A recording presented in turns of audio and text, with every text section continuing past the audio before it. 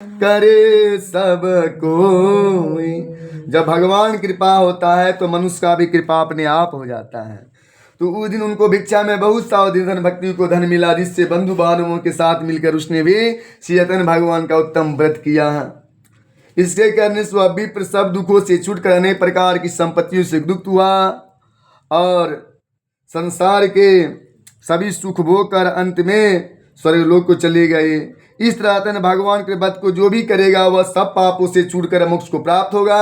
आगे जो पृथ्वी पर श्री चैतन्य भगवान का व्रत करेगा वह मनुष्य भी सब दुखों से छूट जाएगा। इस तरह नारद जी से नारायण का कहा हुआ यह व्रत मैंने तुमसे कहा है विप्रो, अब और मैं क्या कहूँ। ऋषि बोले, हे मुनीश्वर, संसार में इस विप्र से सुनकर किस किसने इस व्रत को किया है वह मैं सब सुनना चाहता हूँ, क्योंकि हमारे मन में श्रद्धा है, स्नेह है। सूजी बोले कि हे मुनियों, जिसने इस व्रत को किया है वह सब सुनो। एक समय यह वृद्ध ब्राह्मण धन्य और इस सर्व के अनुसार बंधुओं बांधवों के साथ व्रत करने को तैयार हुआ कि उसी समय एक लकड़ी बेचने वाला बूढ़ा आदमी आया और बाहर लकड़ियों को रखकर विप्र के मकान में पहुंचे और बड़ा भक्ति भाव से प्यासे दुखी लकड़हारा ने उनको व्रत करते देखकर विप्र को नमस्कार कर कहा कि प्रभु, कहने लगा कि हे प्रभु, आप यह किस देवता का पूजन कर रहे हैं, इस व्रत के करने से क्या फल मिलता है, थोड़ा मुझे भी बताएं। ब्राह्मण ने कहा, हे भाई लकड़हारा, सब मनोकामनाओं को पूरा करने वाला यह श्री चैतन्य भगवान का व्रत है। आज इन्हीं कृपा से मेरे यहाँ धन धान आदि की वृद्धि हुई है। विप्र से इस व्रत के जानकर लकड़हारा बहुत प्रसन्न हुआ। चरणामृत ले और प्रसाद खाने के बाद अपने घर को चल दिए। लकड़हारा ने अपने मन में इस प्रकार का संकल्प किया कि आज हम भी जो ग्राम में लकड़ी बेचेंगे उन्हीं से धन मिलेगा और उसी से भगवान सत्यनारायण देव का उत्तम व्रत करूंगा। यह मन में विचार कर वह बूढ़ा आदमी लकड़ियां अपने सिर पर रखकर जिस नगर में बड़े धनवान लोग रहते थे वह ऐसे नगर सुंदर नगर में चले गए। हरि और उस रोज वहां पर उन्हें उन लकड़ियों का दाम पहले दिनों से चौगुना मिला। तभी तो भगवान कहते हैं भक्त तो हमें पुकारते नहीं है, यदि भक्त पुकारेंगे तो हम क्यों नहीं चले आएंगे। तब वह बूढ़ा लकड़हारा दाम ले और अति प्रसन्न होकर पक्के केले की फली, शक्कर, घी, दुग्ध और दही और गेहूं की चूर्ण इत्यादि श्री सत्यनारायण भगवान का व्रत के कुल सामग्रियों को लेकर घर गया और अपने बंधु बांधवों के साथ भाई को बुलाकर विधि के साथ भगवान जी का उत्तम व्रत किया और उत्तम व्रत के प्रभाव से वह बूढ़ा लकड़हारा धन पुत्र आदि से युक्त हुआ और संसार के समस्त सुख भोग कर वैकुंठ धाम को चला गया। श्री कृष्ण गोविंद हरे मुरारे, हे नाथ नारायण वासुदेव, हे नाथ नारायण वासुदेव, हे नाथ नारायण वासुदेव। श्री कृष्ण गोविंद हरे मुरारे, हे नाथ नारायण वासुदेव।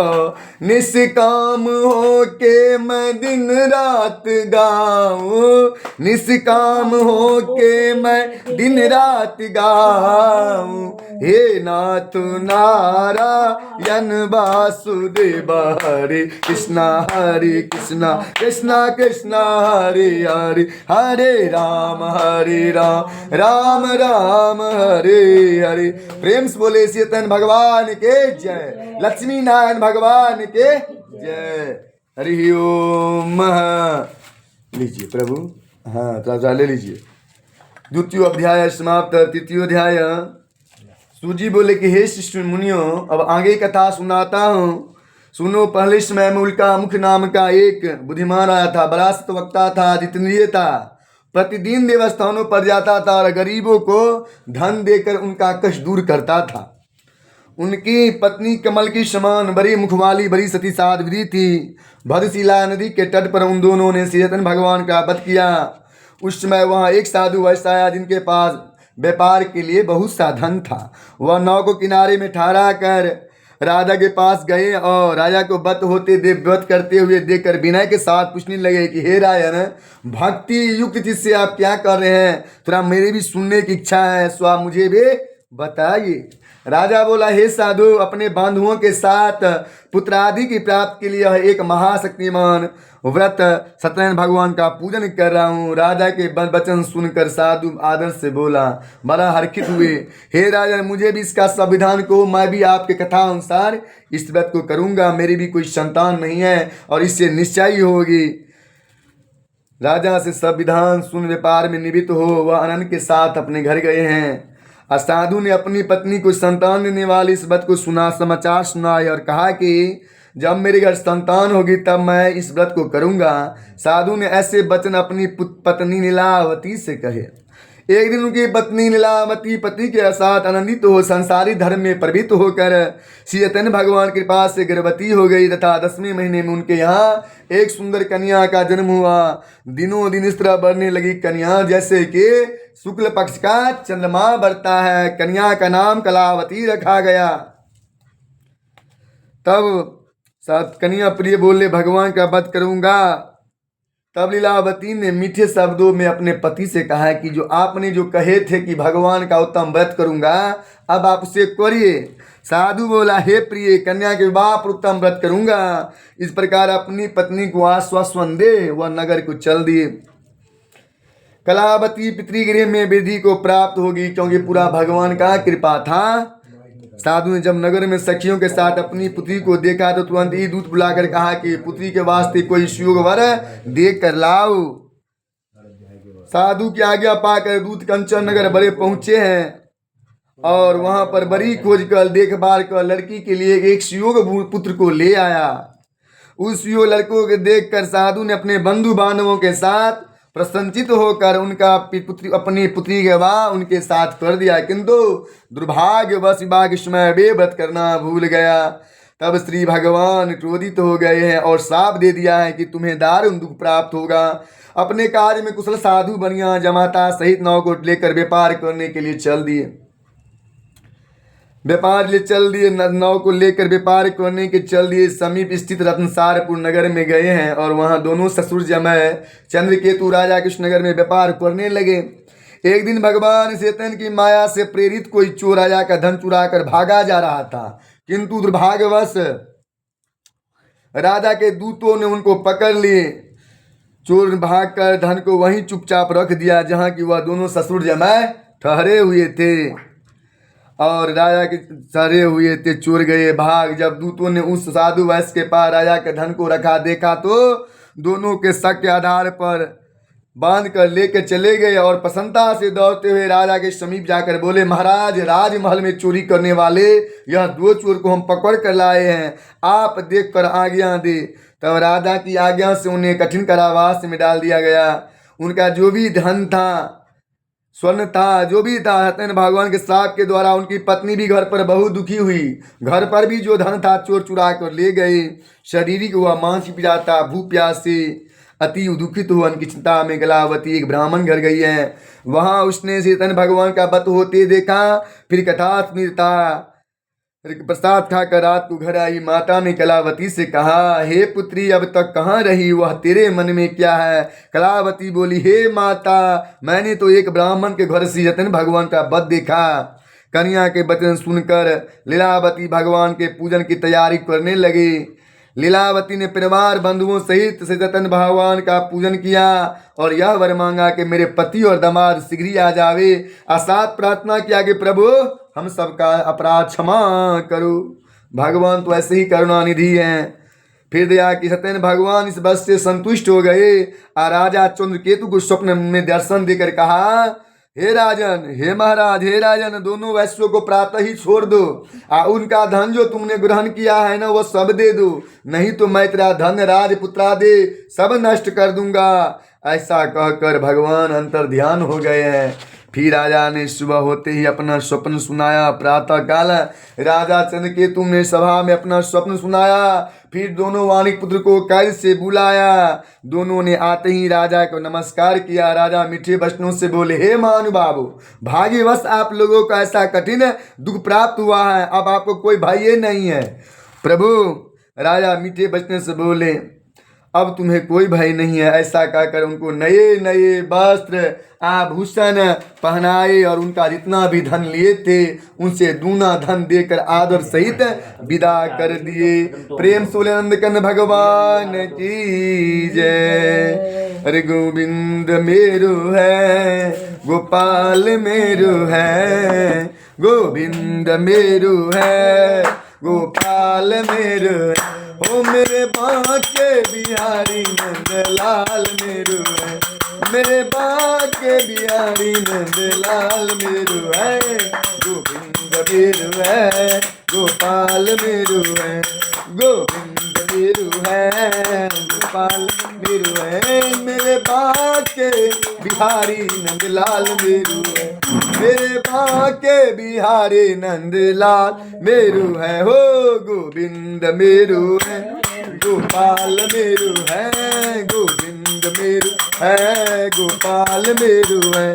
राधे कृष्णा कृष्णा कृष्ण राधे राधे, राधे श्याम श्याम श्याम राधे, राधे राधे कृष्णा, राधे कृष्णा, कृष्णा कृष्णा राधे राधे, राधे श्यामा, राधे श्यामा, श्यामा श्यामा राधे राधे, राधे कृष्णा, राधे कृष्णा, कृष्णा कृष्णा राधे राधे। ओ राधे श्यामा, राधे श्यामा, श्यामा श्यामा राधे राधे। आनंद कंद भगवान के जय, श्री बांके बिहारी लाल के जय, सरकार ओ श्री लक्ष्मी भगवान की जय, ओ श्री ठाकुर जी महाराज के जय। चलिए फिर आप लीजिए भगवान का चतुर्ध्याय। कहते हैं प्रभु वैष्णव तो मंगलाचार करके यात्रा आरंभ की और अपने नगर को चल दिए। उनके दूर दूर निकलने पर दंडी वेशधारी ने श्रीधर भगवान से पूछा कि हे साधु तेरी नौ में क्या है। अभिमानी वाणी हंसता हुआ बोला, हे दंडी आप क्यों पूछते हैं, क्या धन लेने की इच्छा है। मेरी नौ में तो बेल और पत्ते भरे हैं। वैश्य का कठोर वचन सुनकर भगवान ने कहा कि तुम्हारा वचन सत्य हो। और भगवान वहां से कुछ दूर जाकर समुद्र के किनारे बैठ गए। दंडी के जाने पर वैश्य ने नृत्य क्रिया करने के बाद नौ के ऊंची उठी देखकर बड़ा अचंभा किया। चकित हो गए। नौ पे बेल पत्ते आदि देकर मूर्छित हो जमीन पर गिर गए। तब उनका दामाद बोला कि आप अत्यंत शोक न करे, यह दंडी भगवान का श्राप है, अतः उनकी सन में चलना चाहिए, तभी हमारी मनोकामना पूरी होगी। दामाद के वचन सुनवा दंडी भगवान के पास पहुंचे और बड़ा अत्यंत भक्ति भाव से नमस्कार करके बोले, प्रभु मैंने जो आपसे असत्य वचन कहे थे उन्हें आप क्षमा करो। ऐसा कहकर महान सुकातुर बहुत रोने लगे। तब दंडी भगवान बोले, हे बाण के पुत्र, मेरी आज्ञा से बार बार तुम्हें दुख प्राप्त हुआ है, मेरी पूजा से तू विमुख हुआ है। साधु बोला, हे भगवान आपकी माया से ब्रह्मा आदि भी आपके रूप को नहीं जानते, तब मैं अज्ञानी कैसे जान सकता हूँ। आप प्रसन्न होइए प्रभु, मैं अपने सामर्थ्य के अनुसार आपकी पूजा करूंगा और मेरी रक्षा करो और पहले की समान नौका में धन भर दो। भगवान भक्ति युक्त वचन सुनकर प्रसन्न हो गए और इच्छा अनुसार वर देकर फिर अंतर ध्यान हो गए हैं। तब उन्होंने नौ पर आकर देखा नौ तो परिपूर्ण है धन से। फिर वह भगवान सत्यनारायण का पूजन कर साथियों सहित अपने नगर के चल दिए। जब अपने नगर के निकट पहुंचे तब दूत को घर भेज दिए। दूत ने साधु के घर जाकर उनकी स्त्री को नमस्कार कर कहा कि साधु अपने दामाद सहित इस नगर के समीप आ गए हैं। लीलावती और कलावती उस समय भगवान का पूजन कर रही थी। ऐसा वचन साधु की स्त्री ने बड़े हर्ष के साथ सदैव का पूजन कर पुत्री से कहा कि मैं अपने पति को दर्शन को जाती हूँ, तुम काज पुण्य कर शीघ्र आयाना। परंतु कलावती बेतम एवं प्रसाद को छोड़कर पति के पास चली गई। प्रसाद की अवज्ञा कारण भगवान फिर रुष्ट हो गए हैं और उनको पति को नाव सहित पानी में पलट दिए, डुबो दिए। कलावती अपने पति को नाव देकर रोती हुई जमीन पर गिर गई। इस तरह नौका को डूबा हुआ तथा कन्या को रोता देख साधु दुखित हो बोला, हे प्रभु मुझसे या मेरे परिवार से जो भी भूल हुई है प्रभु उन्हें आप क्षमा करो। उनके दीन वचन सुनकर सत्य भगवान प्रसन्न हो गए और आकाशवाणी हुई, हे साधु तेरी कन्या मेरे प्रसाद को छोड़कर आई है, इसलिए इनका पति अदृश्य हुआ है। यदि वह घर जाकर प्रसाद खाकर लौटे तो इन्हें पति अवश्य मिलेगा, इसमें कोई संशय नहीं है। ऐसी आकाशवाणी सुन कलावती ने घर पहुंचकर प्रसाद खाई, फिर आकर पति के दर्शन किए। तत्पश्चात साधु ने बंधु बांधवों से सदैव का विधि पूर्वक पूजन किया। इस लोक का शुभ कर अंत में स्वर्गलोक को चला गया। प्रेम से भगवान की जय। अजय के सब कलिमल हारी राधे श्याम श्याम श्याम, जय मोहन मदन मुरारी राधे श्याम श्यामा श्याम, जय के सब कलिमल हारी राधे श्याम श्यामा श्याम। सुंदर कुंडल मुकुट विशाला, सुंदर कुंडल मुकुट विशाला, गले सुबे बजती माला, गले सुबे बजती माला, रटना लगी तुम्हारी राधे श्याम श्यामा श्याम, जय मोहन मदन मुरारी राधे श्याम श्यामा श्याम।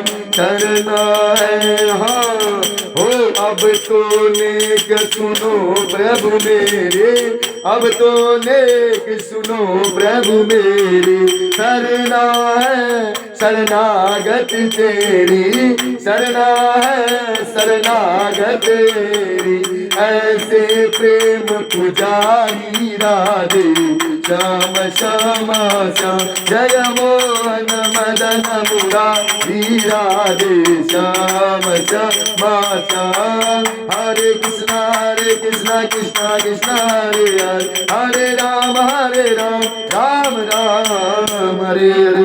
आनंद कंद भगवान की जय। हरि ओम। चतुर्थी समाप्त। हरे जी श्री राम जी श्री लीजिए प्रभु। हरि ओम। जो देव